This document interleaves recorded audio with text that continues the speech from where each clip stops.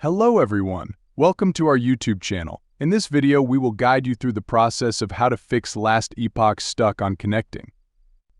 If you're facing this issue, don't worry, we are going to solve this issue step by step. To fix Last Epoch stuck on connecting, you can restart Last Epoch in your system.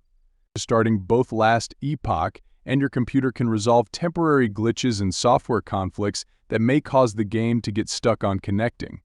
To do this, exit Last Epoch completely by closing the game window or using Task Manager. Shut down your computer through the operating system start menu and then turn your computer back on. Once your system has rebooted, try launching Last Epoch again. Restart your router. A simple router restart can fix connectivity issues by clearing out any IP conflicts or other network glitches. Unplug your router from the power outlet.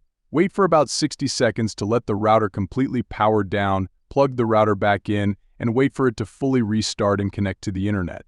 Then, attempt to connect to Last Epoch once your network is back online.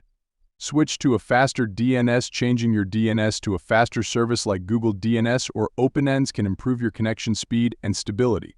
To do this, open Control Panel or Settings on your computer. Navigate to Network and Internet Settings, go to your Active Network Adapter Properties, select Internet Protocol version 4 TCP IPv4, click Properties, and enter the DNS address of a faster DNS service.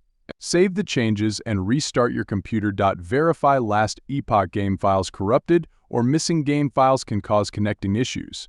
Verifying the integrity of game files can help. Open the game client, e.g., Steam or Epic Games Launcher. Go to the library, right-click on Last Epoch, select Properties, navigate to the Local Files tab, and click on Verify Integrity of Game Files. Once done, relaunch Last Epoch.